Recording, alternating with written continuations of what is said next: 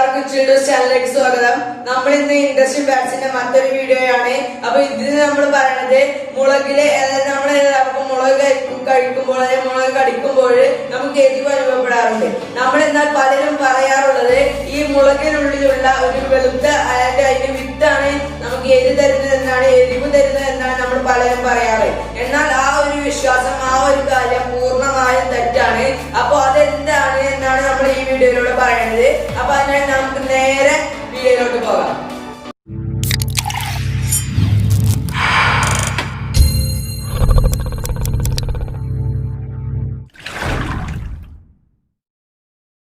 അപ്പൊ മുളകിന് എരിവ് തരുന്നത് നമ്മുടെ ആ വിത്തുകളെല്ലാം നമ്മൾ മനസ്സിലാക്കി. പിന്നീട് എന്താണ് നമ്മുടെ മുളകിന് എരിവ് തരുന്നത് അതാണ് നമ്മൾ പറയുന്നത്. അതായത് എന്താണെന്ന് വെച്ചാല് നമ്മൾ ഈ മുളകിന്റെ തൊലിയും അതുപോലെ തന്നെ അതിനുള്ളിലുള്ള ഒരു വെളുത്ത മാംസള ഭാഗവും ഉണ്ട്. ഇതിനിടയിലുള്ള ആ ഒരു സ്ഥലത്ത് കിടക്കുന്ന ഒരു രാസവസ്തുവാണ് കാപ്സൈസിൻ എന്ന് പറയുന്ന രാസവസ്തു. ഈ രാസവസ്തുവാണ് നമ്മൾ കഴിക്കുന്ന മുളകിന് എരിവ് നൽകുന്നത്. ഈ ഒരു വസ്തുവിന്റെ പ്രത്യേകത എന്താണെന്ന് വെച്ചാല് ഈ വസ്തുവിന് യാതൊരുവിധ മണമോ നിറമോ അങ്ങനെ യാതൊരുവിധ യാതൊരുവിധ ലക്ഷണങ്ങളോ അല്ലെങ്കിൽ യാതൊരുവിധ ഐഡന്റിറ്റിയും ഇല്ലാത്ത ഒരു വസ്തുവാണ്. അതുകൊണ്ട് തന്നെ നമുക്ക് തിരിച്ചറിയാൻ മനസ്സിലാക്കാൻ പറ്റാത്തതും. അത് കഴിക്കുമ്പോൾ മാത്രമാണ് നമുക്ക് എരിവ് അനുഭവപ്പെടാറുള്ളത്. ഒരിക്കലും നമ്മൾ വിത്ത് കഴിച്ചാൽ നമുക്ക് എരിവ് അനുഭവപ്പെടില്ല.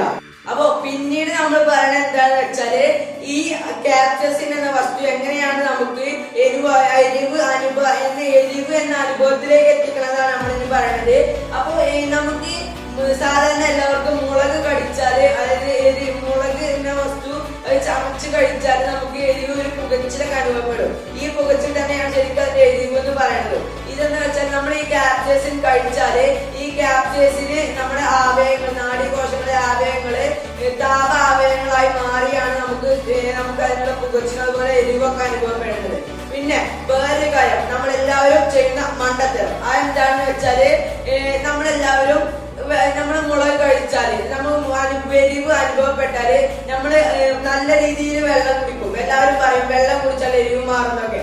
ഒരിക്കലും നമ്മൾ വെള്ളം കുടിച്ചത് കൊണ്ട് നമ്മൾ എരിവ് മാറാൻ പോകുന്നില്ല എന്ന കാര്യം എല്ലാവരും മനസ്സിലാക്കുക. പിന്നീട് എന്താണ് നമുക്ക് എരിവ് ഇല്ലാതാക്കുന്നത് അതെന്താണെന്ന് വെച്ചാൽ എണ്ണ പോലുള്ള വസ്തുക്കൾ, എണ്ണ പോലെ ഏത് വസ്തു ആയാലും കുഴപ്പമില്ല. ഒരിക്കലും ഈ കാപ്സൈസിൻ എന്ന് പറയുന്ന വസ്തു ഒരിക്കലും ജലവുമായി ലയിക്കില്ല. അതുകൊണ്ട് തന്നെ നമുക്ക് എരിവ് എന്ന അനുഭവം ഇല്ലാതാക്കാൻ പോകുന്നില്ല. അപ്പോ നമ്മൾ എണ്ണ പുരട്ടുകയാണെങ്കിൽ, അപ്പൊ ഇതിന്റെ കാര്യം പറയുകയാണെങ്കിൽ നമ്മൾ എല്ലാവരും നമ്മൾ മുളക് കൊണ്ട് കച്ചാലിടുമ്പോൾ നമുക്ക് കൈ പോകാറുണ്ട്.